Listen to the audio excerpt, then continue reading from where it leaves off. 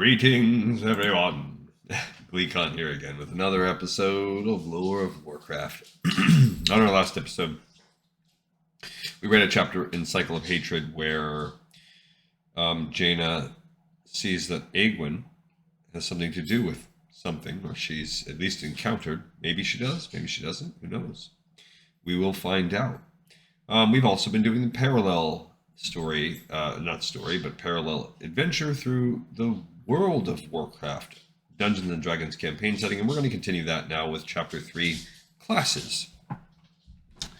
Okay, so let's just kind of glance at what we have.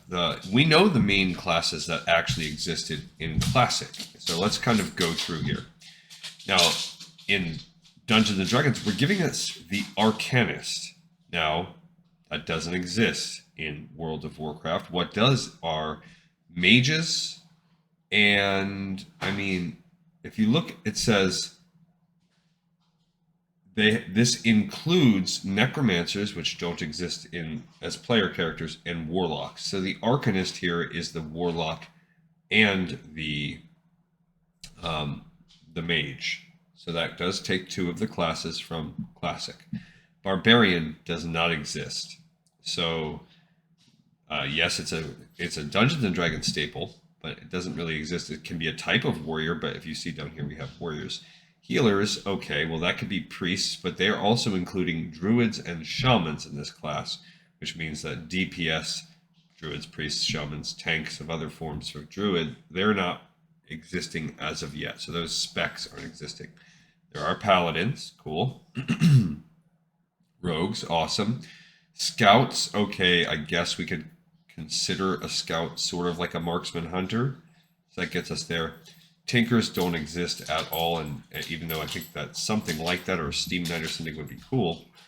And then of course warrior, like we just mentioned. So of the original classes, we have paladin, we have warrior, we have kind of hunter, we have shaman, although in limited scope. We have rogues, we have druids in limited scope, and then we have priests, warlocks, and wizards. So we have the original classes all in some way, shape, or form. And then this just talks about how to generically gain levels. It gives us the basic stat bonuses, and nowadays that's included in this class-specific stat blocks. And then we're basically going to go over each class. There's character level versus class level. That's because you could take levels and races and stuff like that. And some descriptions of the classes. So let's just kind of read the description of each of those classes, and that's probably all we'll do in this episode. Starting with the Arcanist. Arcane magic is a volatile and inebriating drug, pure power distilled and channeled through the body to create arcane effects. Many races wield arcane power carelessly, disregarding the lessons of the past. The Arcanist class encompasses all users of arcane magic, those who seek power without regard for consequences, and those who think arcane can be handled responsibly. Each arcane spellcaster chooses a distinct path.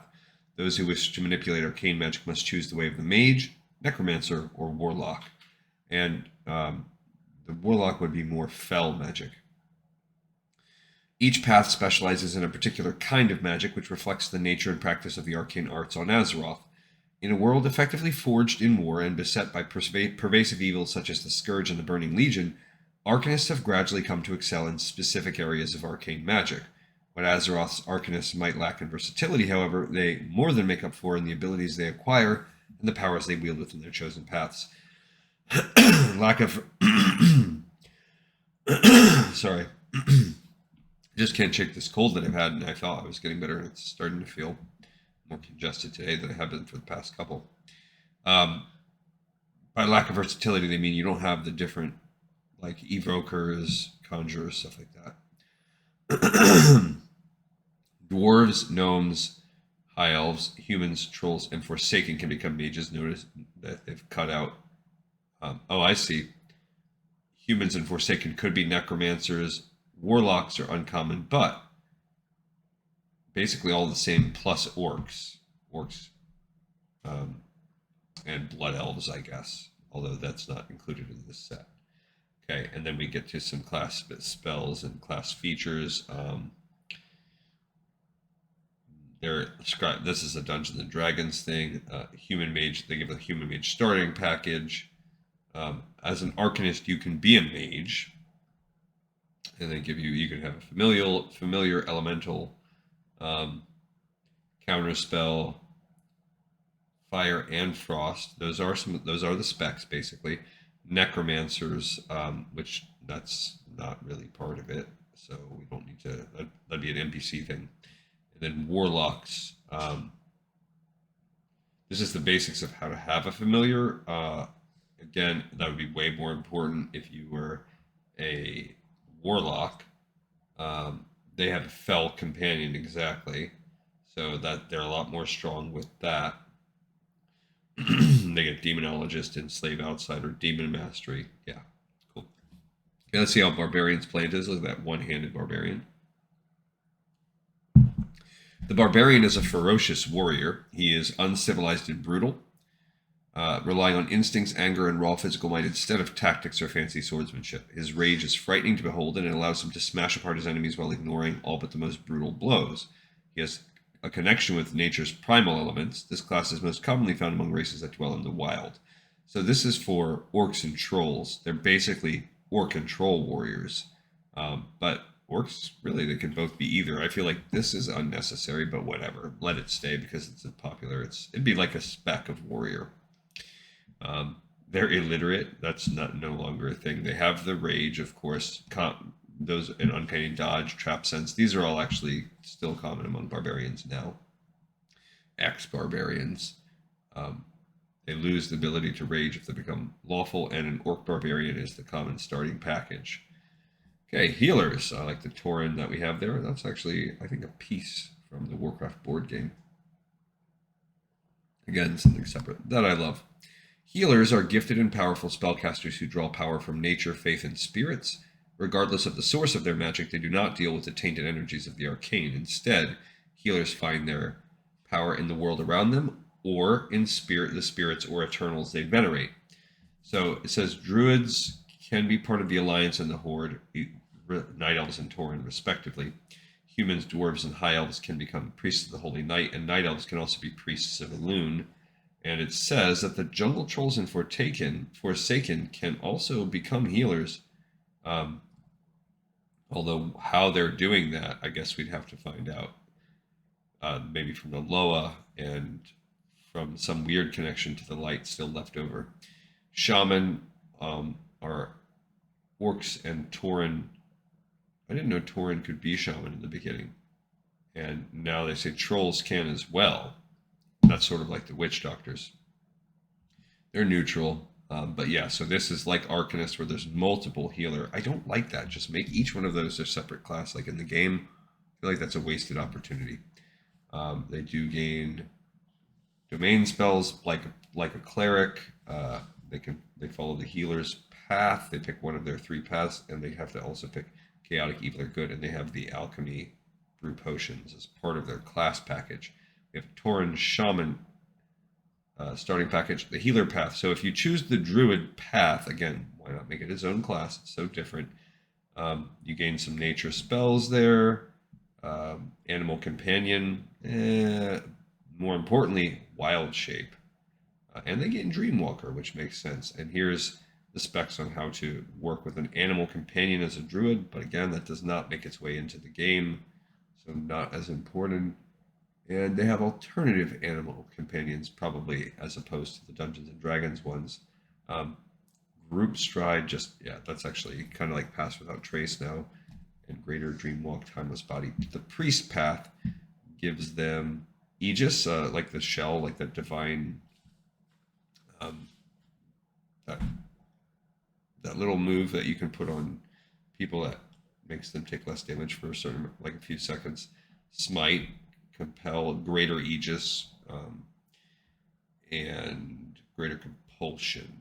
So, like a mass suggestion, that's not a thing. There are the faiths. So the Night Elves worship the Ancients, aka Elune. The humans, dwarves, high elves follow the light, as do the Blood Elves in a way. The cult of the Burning Legion is a dark shadow priest type of thing, but that's for necromancy,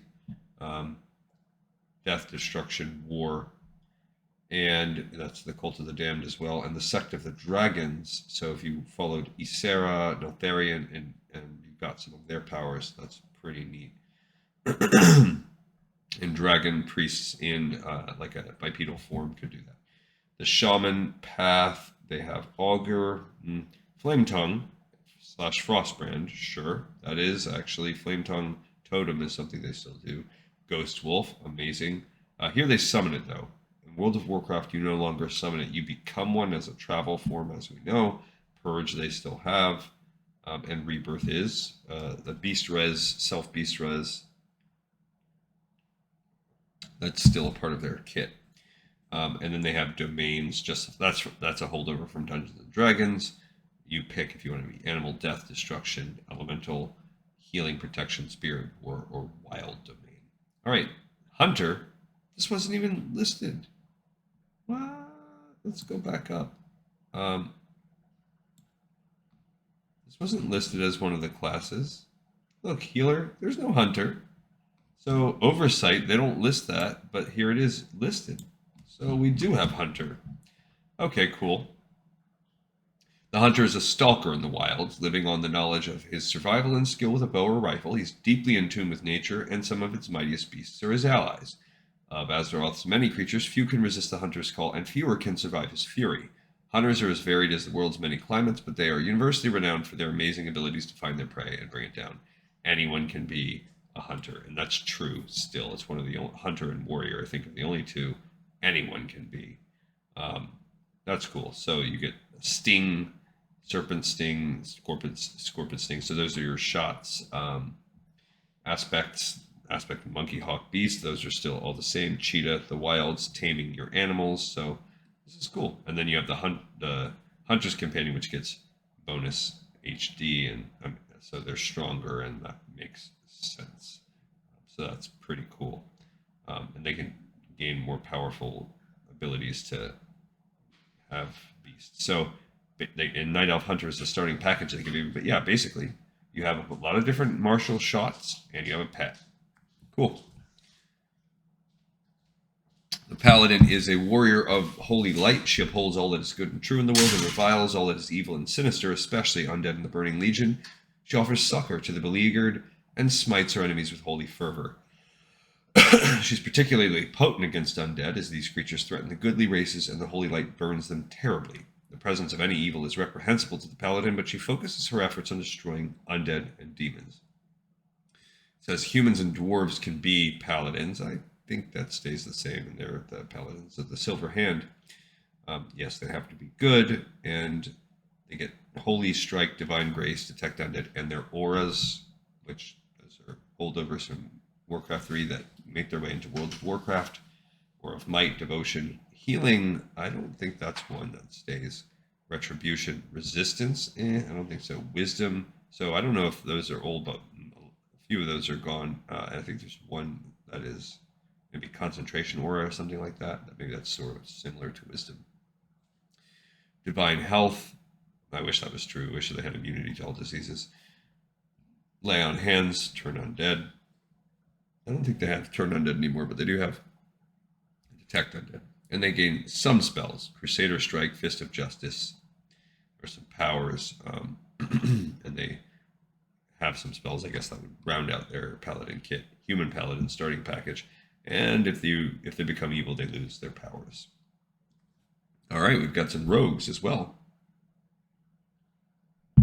Always been my favorite class to play. The rogues of Azeroth are the masters of subterfuge, skilled and cunning adversaries of those who dare not look into the shadows to see what lurks there. Roguery is a profession for those who seek the adventures of stalking amid silent forests, dimly lit halls, and heavily guarded strongholds. Using trickery in combat and able to vanish at the slightest distraction, the rogue is a welcome addition to any group of adventurers. Ideal spies, deadly to those they can catch unaware, rogues have no problem finding a place in the world of Warcraft. Almost anyone can be a rogue, it says, other than Tauren and High Elves. Except now those can with the latest patch. They have probably typical rogue class skills: trap finding, backstab, evasion. I love that one. Trap sense, dodge. Yeah, those are basic Dungeons and Dragons skills. And they gain some special abilities like crippling strike, finishing strike. Kind of like ambush, maybe. I don't know. Eviscerate, improved evasion, opportunist, skill mastery, spell stopper. Maybe that's like kick. Yeah, delivering a swift kick. Sprint, stalk. So a lot of these are cool. And then you get the Night Elf Rogue starting package. So Scout, I don't know what we would consider this. Let's just see. It says the Scout excels in wilderness survival and is skilled in combat. She can track a day-old trail and snipe from the treetops with equal facility. So like maybe the marksman spec. Scouts often serve as guides for adventurers if they're not out on adventuring themselves. But the Scout is at home in the wild. She's more of a guerrilla fighter than a defender of nature. They have wild healing, woodland stride, trackless step, dodge, trap sense, locate object, swift trapper. Yeah, so evasion, locate creature, venom immunity. Yeah, they're just fast runners. They don't even have a lot of shooting moves, so it's literally all about moving. So I don't even know what the heck you would call this class spec. What can they wear as far as armor? Light, medium. So yeah, I guess it's sort of kind of like a hunter, marksman hunter. All right, the Tinker, like we said, doesn't exist. Tinkers are among the smartest of the adventurers setting out to explore and conquer Azeroth. The creator has incredible inventions from steam saws to siege engines. Their devices allow them to overcome nearly any situation. And if they don't have the device they need, they just might be able to design and create a new one on the spot. Tinkers have a reputation for being dangerous companions, born mainly of reckless goblins experimenting with explosives. However, the true heart of the tinker profession can be found in the steady craftsmanship of the dwarves and the wild-eyed curiosity of the gnomes. As tinkers begin to spread to all the races of Azeroth, the idea of the typical tinker may continue to change, but inventiveness and intelligence will always be an important part. Dwarves, gnomes, goblins are common, but it does say they're less likely, but really anyone could be them. And this is more like the engineering class, but it's just a holdover from the last Warcraft Dungeons and Dragons. Scavenge, cobble, bomb bouncing, evasion, coolness under fire, energy resistance, and we have an Ironforged Dwarf Tinker package. And finally, to wrap up our chapter here, we have the warrior class. As long as war is waged on Azeroth, there will be men and women who fight those wars. The warrior is no mere sword swinger. He is a skilled combatant combining strength of arm, knowledge of weaponry, and practice maneuvers to slice or bludgeon his foes into little red bits. The warrior is the most versatile of the combat classes, and he supplements his fighting prowess with the ability to rally his allies and spur them to victory. Anyone and anything can be a warrior, just like it is now. They give you an Ironforged Dwarf Warrior scouting package. They don't even have skills. Look, they just get feats. You can multi-class in this, because that's a Dungeons and Dragons old thing that's not as common anymore, because there's so many cool classes now.